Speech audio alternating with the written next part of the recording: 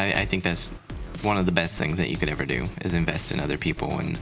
And also, like, along the lines of the rising tide lifts all boats, is like I've always been along the lines of we stand on the shoulder of giants. I mean, you don't have to rewrite everything.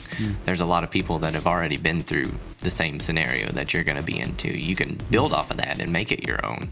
But the foundation has always been there. You just have to figure it out and find it. Speaking my language now, foundation. Yep. See, I pull it in somehow. I like it. Welcome to Download Success, a podcast where we sit down with business owners and entrepreneurs and discuss life, strategies to manifest success, and the ugly truth about running a business.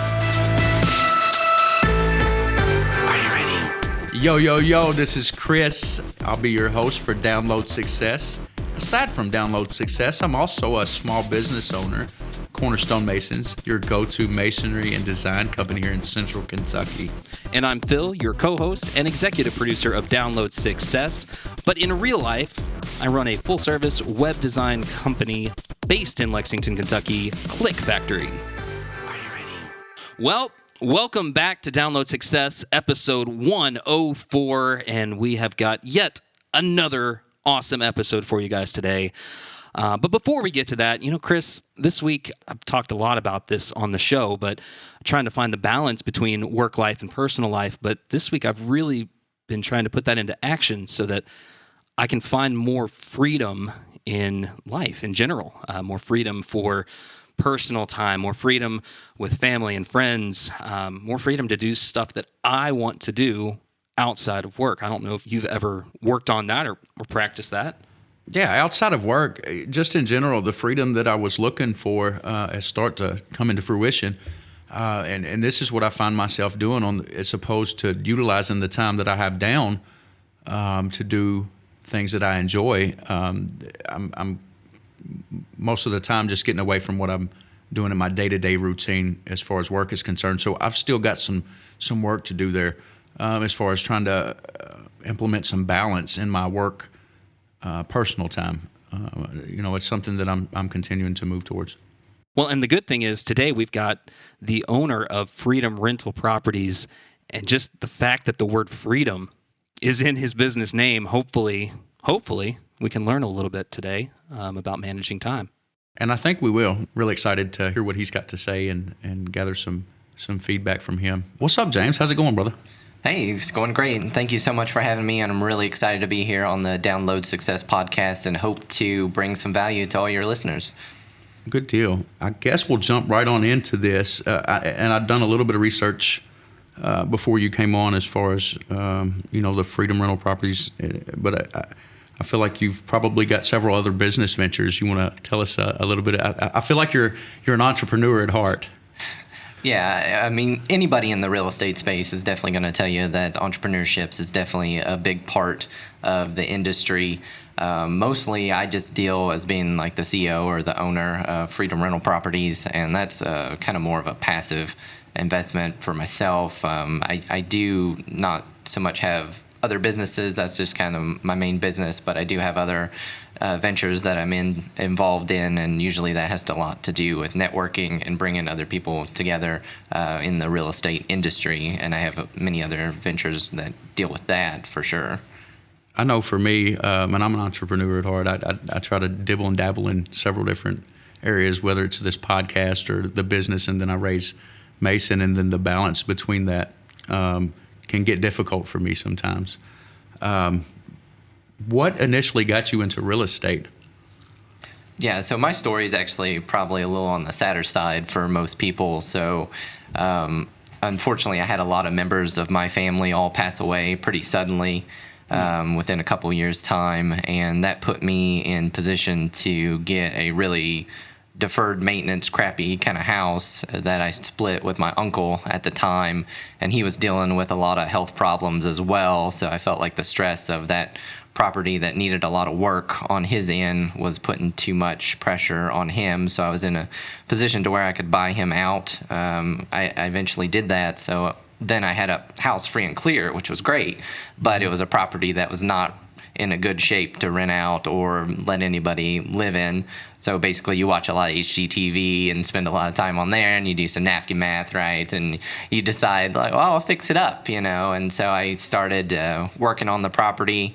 I had hired a general contractor to do a lot of the more heavy lifting stuff. I mean, it needed foundational work, other things that I couldn't physically do or have a license to do. I did do a lot of the work myself, though, on the minor things, but it got to a point doing that I was like, well, we'll fix it up, we'll sell it, that'll be great. I was still even renting an apartment at the time. Nice. But so you try that, and surprise, surprise, it doesn't work out quite as it does on TV. So whenever I got toward the end of the project on that, basically I'd come to the point to sell it. And I talked to a real estate agent, and basically I was going to break even or lose a couple of grand when it come to commissions, depending on where it sold. So someone else had said, well, you should rent it out. And I was like, okay, I'll look into that. And that just fit my personality a whole lot better. Having to do and manage contractors and trying to worry about what paint colors people like, what tile they like, all that type of stuff from a first home buyer perspective was just kind of at that point too stressful for me. So I had rented it out, and then I got that, because back then we did rent checks in the mail. We didn't do electronic payments like they do now. So I got that first kind of what they call mailbox money, or that first rent check in the mail, and it just felt great because I hadn't had to do anything that month to get that. So, and then it just kind of went from there. Nice. I know I had a note here talking about passive income and what rental properties that generates this passive income, and you'll have to educate me, as far as what is a hold rental property investor. So that's all I do for the most part. So basically, I'm a buy and hold real estate investor. That means that I buy usually properties that I plan on renting out in some way, shape, or form, whether they be for a long-term rental, like signing a 1-year contract with a tenant, just more traditional type of rental, or do short-term rental as well, where it might be more like a individual night stay or a couple of night stays. But the whole purpose of that is to basically buy it, probably try to do some type of value add to it, whether it be some type of renovation or tenant repositioning, things like that, and then refinance it or hang on to the property long term. My long term plan is never to sell any of my properties. I did make an exception for that back in 2020 when I did let go of one of them that I had, but other than that, the whole point is to hold them for long term and generate that passive income and hopefully long term wealth through appreciation.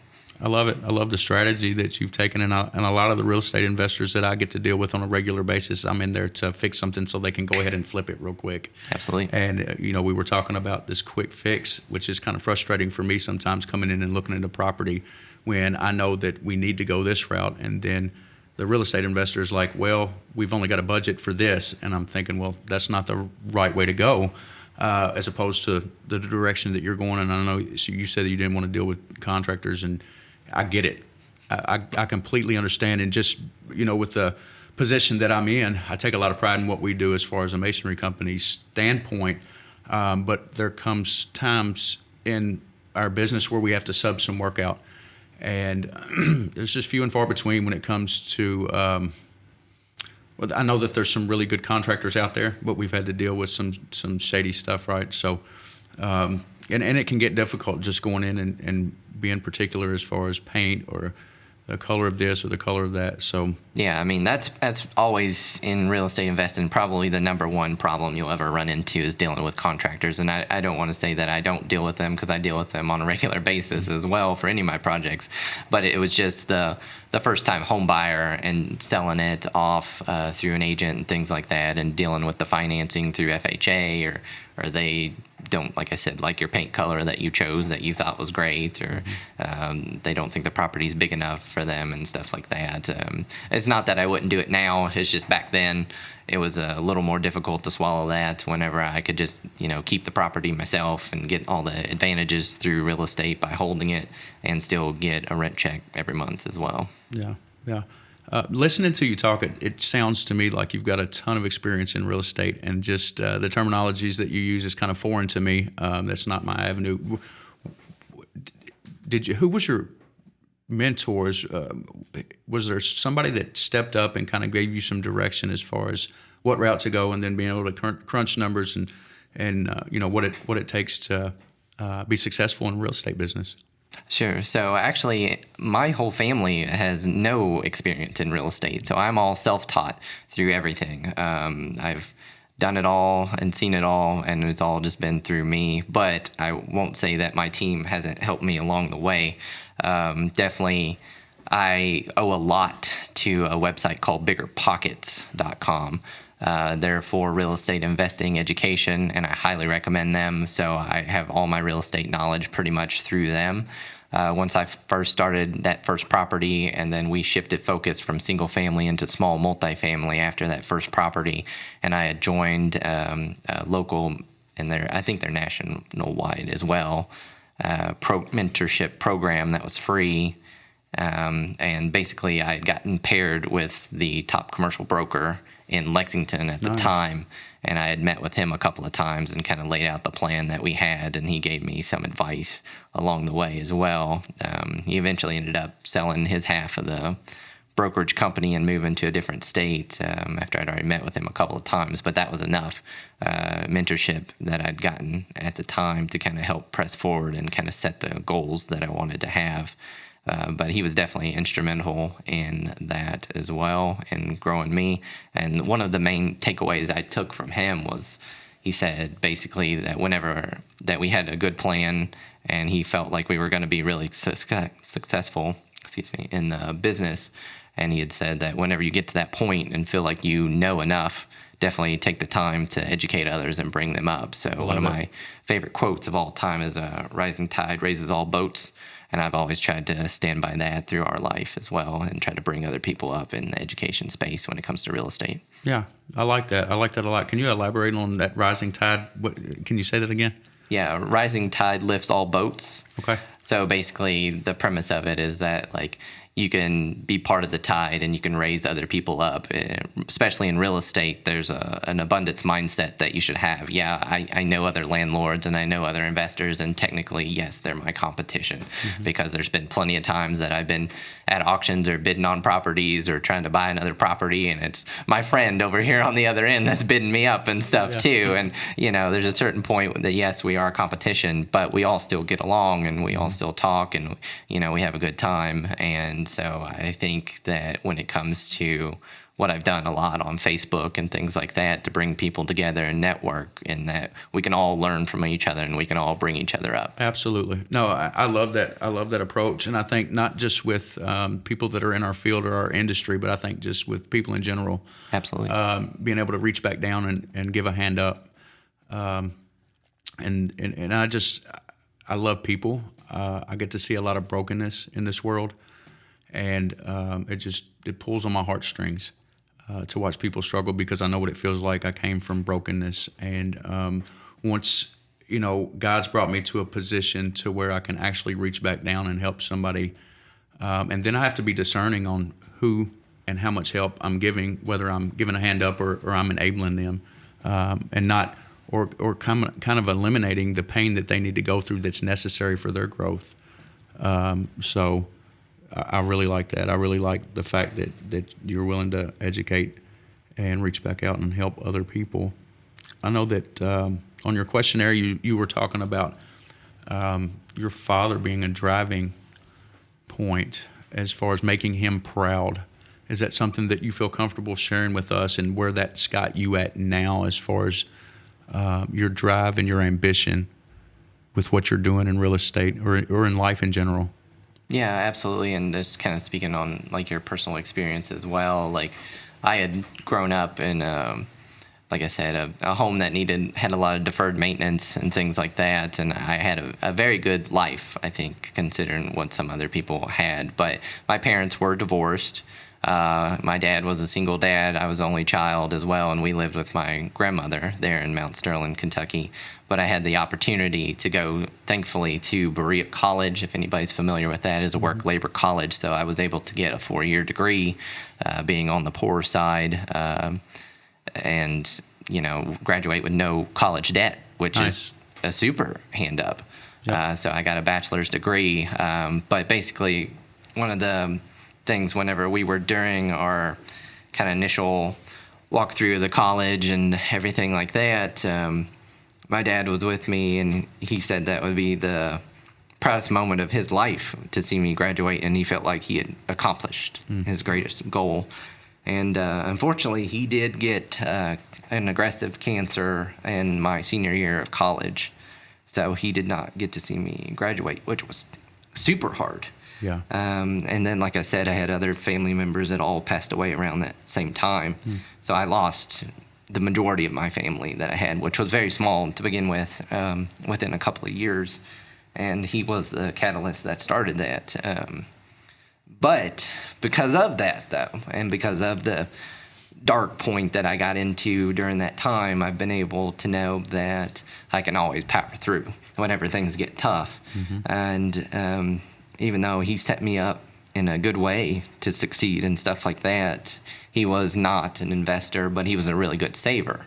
So I did have half the formula, is that he always taught me the value of money. He had me get a credit card right at 13 that he co-signed for and taught me how to use credit and things like that. I had set up a IRA brokerage account at the same time too. Like, he knew to plan for those things long term to try to make me successful. He just didn't, in a way, I think, know how to use the money to make more money, but he was good at finances and saving. So I had half the formula. So I do attribute a lot of my success partially because of him and his faith in believing in me. So that was a catalyst that definitely helped me grow quickly. So I owe a lot to that too, for sure. Thanks for sharing that with us. I know that loss is just tough to deal with regardless. It's just tough, especially when, him being a single father. That's what I've got going on now, and my heart goes out. I want to be able to leave Mason as my son. He's 15 months old. Something that is going to be beneficial to him long term, something that he can build on. So I really appreciate you sharing that with me and giving me a different perspective as far as direction I'm going with Mason. And I know that you've mentioned here, and I love to talk about God, man. I just do. And you said you've used a couple of key words here: blessed and faith. What does your faith look like? And is God, or what does your faith look like? And how important is, if any, is it into where you're at now and the direction you're going? Yeah, I think faith and what you believe in on the religious aspect is definitely something that's personal to you. But I know that it sounds like I've had, a tough life and stuff too. And maybe I didn't have, the same hand that other people have been dealt. But still, I feel very fortunate. I mean, there's a lot of people that have had things a lot worse than myself. But always at the end of the day, to me, is like just try to do the right thing and set good goals and try to lift each other up, through any type of situation. But it definitely can be a driving force for many people. And I think that, religion and faith and stuff can help get you through some of those tougher times. And that has definitely been one of the things that has helped me for sure, especially through that darker time when I lost a lot of people. And I got, just to be honest, really depressed. And I knew it was a turning point in my life, but I mean, it was just still very hard to get through it. And without, that deep down religious aspect to it, in a way, definitely helped power me through that time. Nice. And I know for me, some of the most darkest moments, and I've shared this on this show before, has catapulted me almost to understand what the light looks like, what better looks like, just because I was in such a dark place. And I can relate as far as depression and anxiety, ADHD, and just so many mental health. They call it mental health. I call them gifts from God. If we are able to understand and recognize them for what they are and utilize their strengths as opposed to focusing on where we fall short and eliminating them. Which is difficult, the journey that we get to go through. But I think the molding and the pruning process, all of that stuff was absolutely necessary, as painful as it was. I lost an 8-year-old daughter, not to compare. I never had a dad, but I can relate to just loss, and then the grieving process. I don't know that it's been 12 years ago. I don't know that I've made it through the grieving process or even started, right? Or what that even looks like. But not to get too morbid, man. I know too, and this is something that's been crucial in my business getting started. You're an admin on the Bluegrass Real Estate Investors Group. Yes. Even now I've got on my calendar, and I think Philip, you put that there, was check Bluegrass, and it's Oh, I twice. remember that. Yeah. That was 3.5 years ago, right? Yeah. But it's on my calendar, and I'll get a notification twice a day. Check Bluegrass, because there's always somebody on there.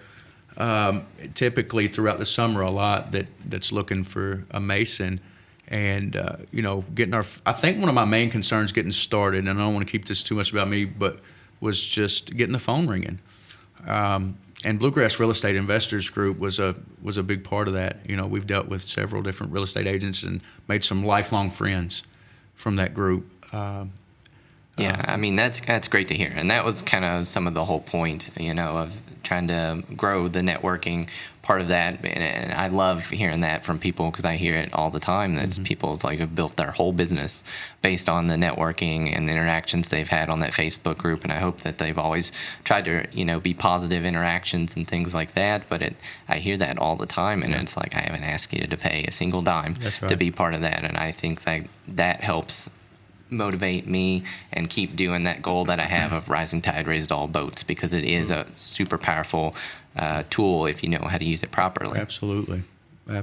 Now, were you one of the founders that started that group? How did that work? No, someone had set it up. So whenever you set it up, you kind of are the main admin part of that. I was just pulled on to kind of manage the Facebook part of that.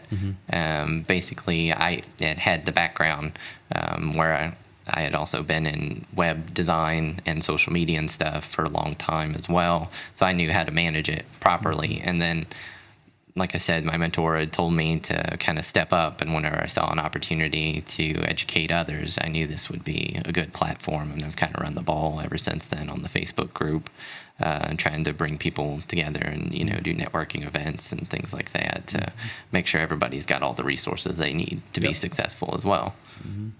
Well, that's a great platform to do that. I think I would recommend to anybody, as far as businesses. There's always something that needs to be done to a house, right? Typically Absolutely. Before you sell it or buy it or whatever. It's a project that's never done. I figured that out. Yeah.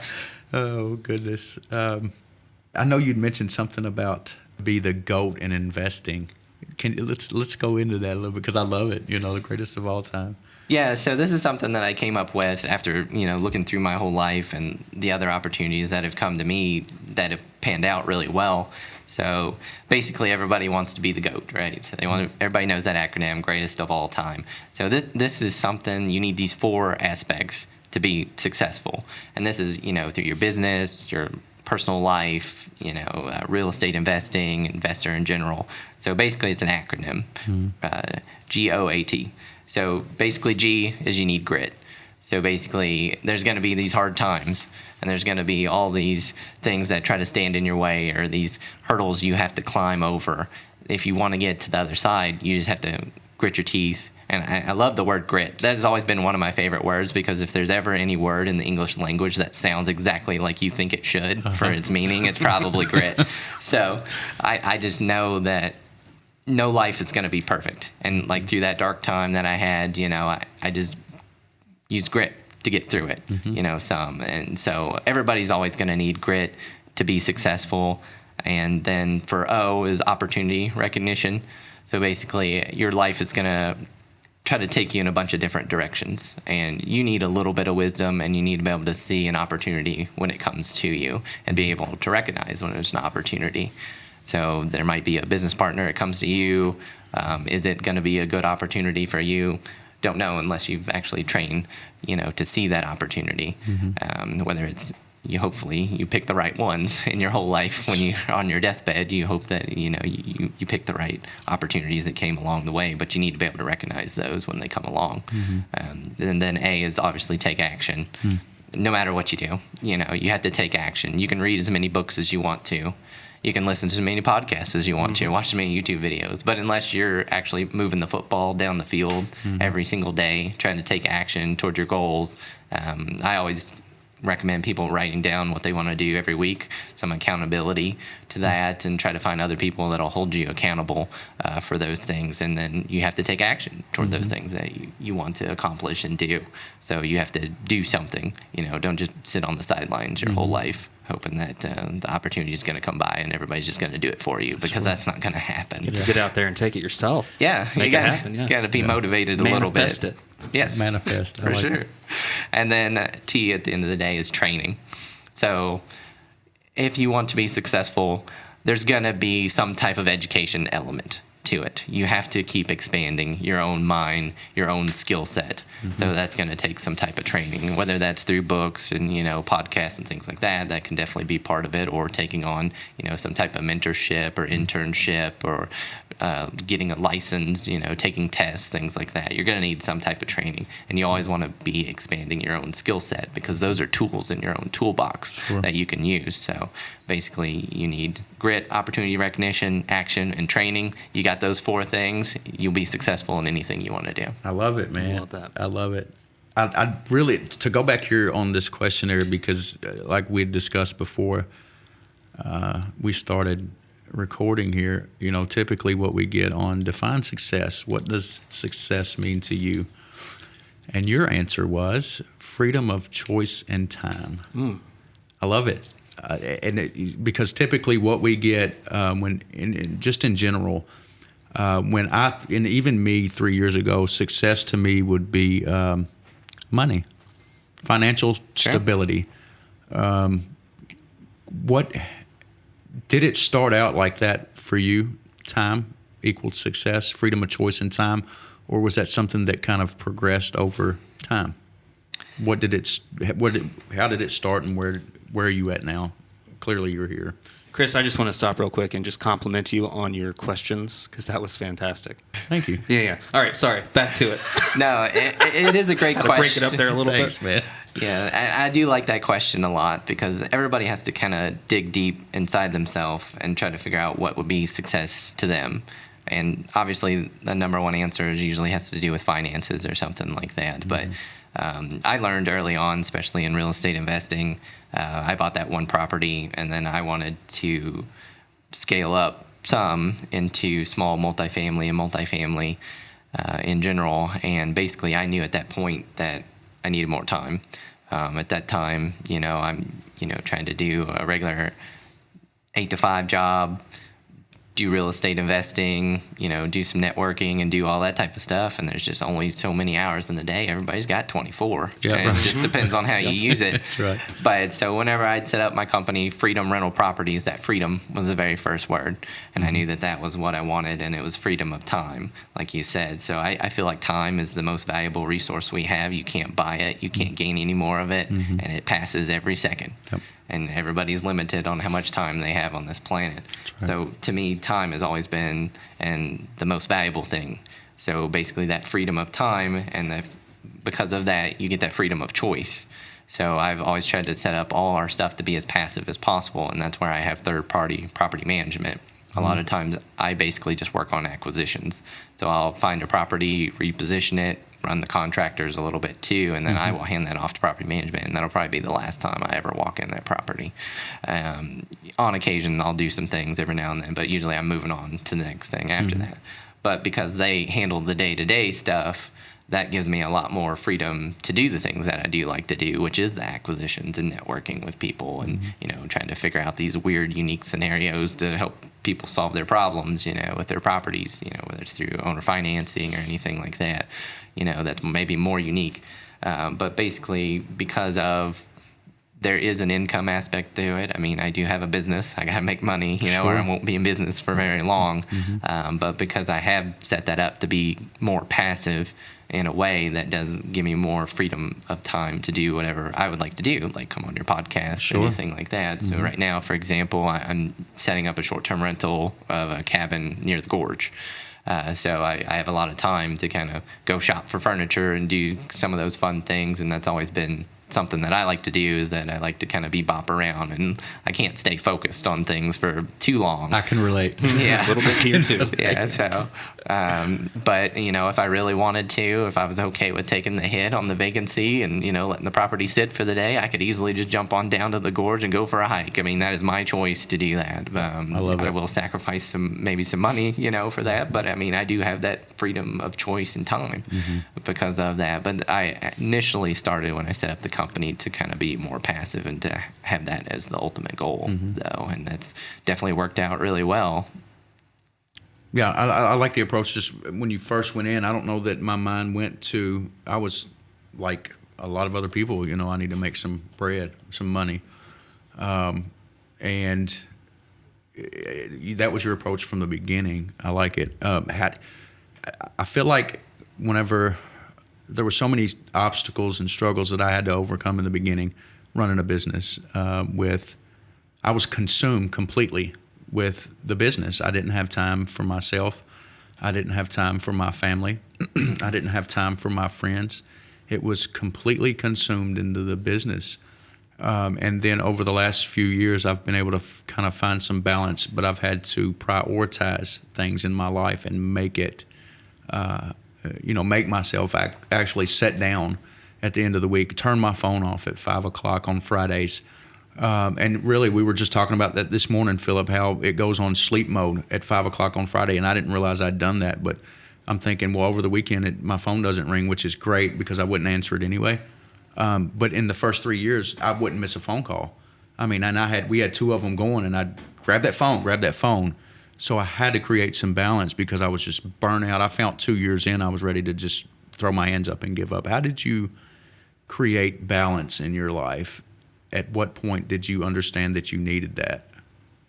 Yeah, I think that's one of the tougher things on being an entrepreneur or business owner is that you feel like you always need to be involved and you always need to be on the clock in a way. And it is extremely hard to have that work-life balance. And I'm not even saying that I even have that even down to a T as it should be, but definitely being in real estate and being an entrepreneur, you feel almost obligated to be involved in all aspects of it. And one of the things they always used to say, like in real estate, and this is kind of more of an agent thing, is the ABCs of real estate is to always be closing. So, I mean, always be closing. Yeah. So, I mean, there's always an aspect to it of where, in a way, being an entrepreneur, you want to hustle. And that kind of maybe is more of a motivation deep down. And that, like, I feel like I should always be doing something. But at the end of the day, if you're always doing that type of stuff, you are sacrificing your time someplace else. Sure. And so being able to balance that is definitely tricky. But I think one of the main things to do, like you said, is try to set up, especially if you have families, that you want to set up specific times that, hey, my phone's off, or maybe this is my time to spend with the family, whether we fix dinner together and have a nice meal at the table or something like that. You set aside and make that a goal, that this is one of the things that I'm going to do. And that would probably be a way to kind of try to set some boundaries, and then you can kind of go from there.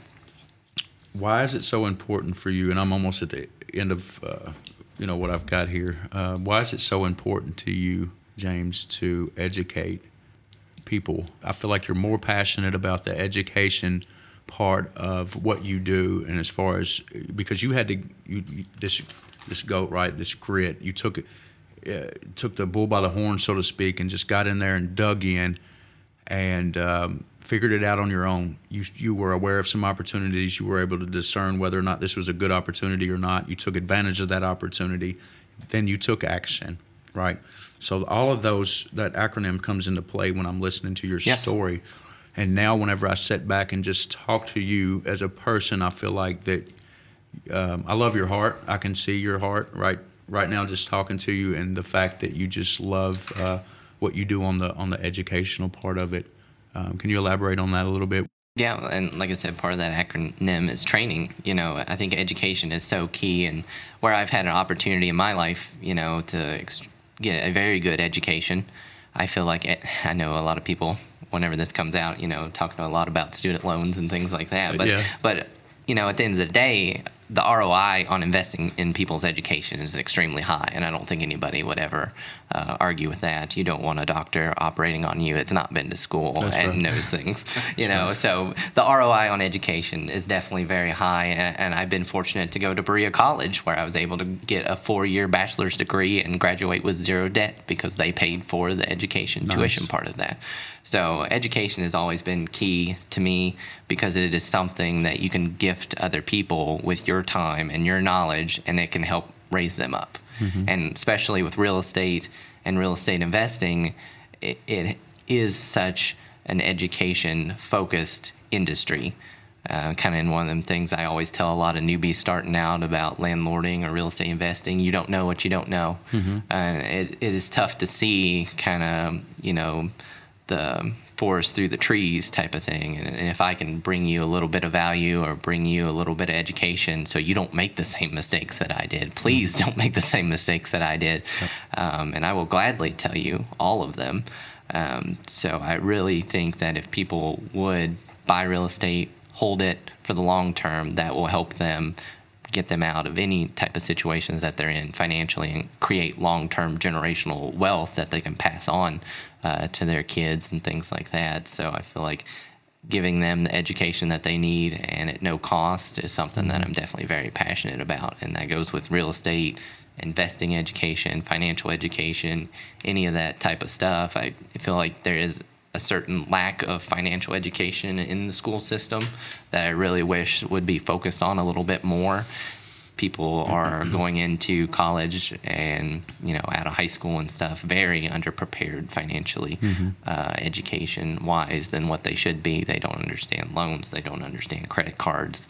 You know, they don't know how to pay rent properly and things like that. And you just learn it through life, pretty much. And usually you make some mistakes along the way. You might take that bank fee because you overdrew your account. Well, there's a lesson you learned along the way, you know, and maybe if people would learn that a little bit younger, like I was very fortunate to about some of those things, then I think people would be in a much better place when they become adults. So that education piece of it is just so critical to my whole life, and I definitely want everybody to have that long-term wealth, whether it's through real estate or not, maybe running their own business. I mean, entrepreneurship is definitely one of those key things I think a society needs to help move the football forward and make a better life for all. That's going to contribute to everything.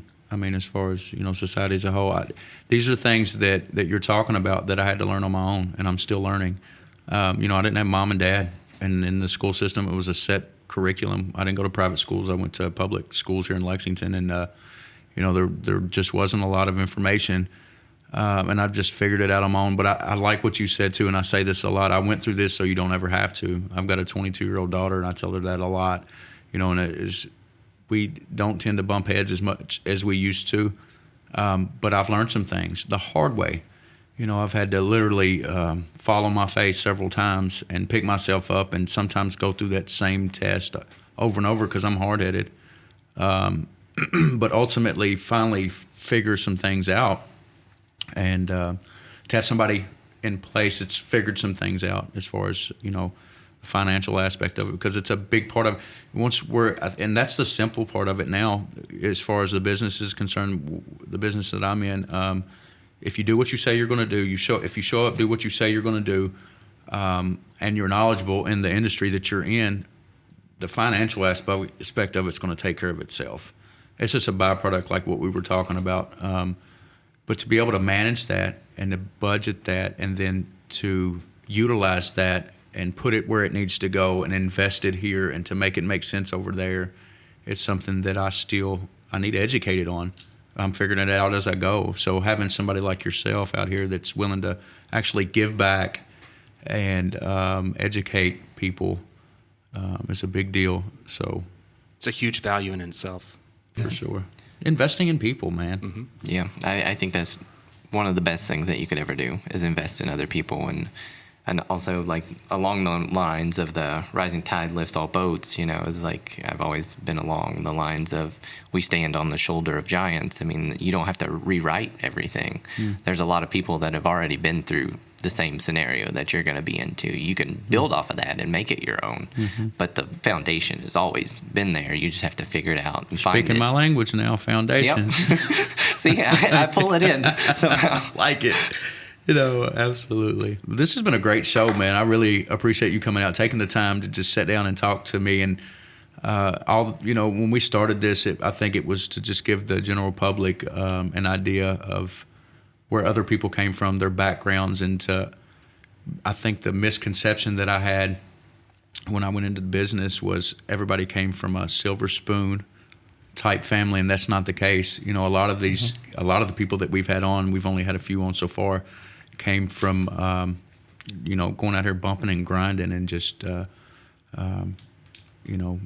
building their own business from scratch and not really understanding or knowing it. And I think this is just my opinion on it doesn't matter. I mean, of course, mentorship is important, but a lot of this stuff that I've learned was hands-on. I mean, you could sit here, James, and tell me till you're blue in the face that this is how this is going to go, and this is how this should go, and this is how this won't go.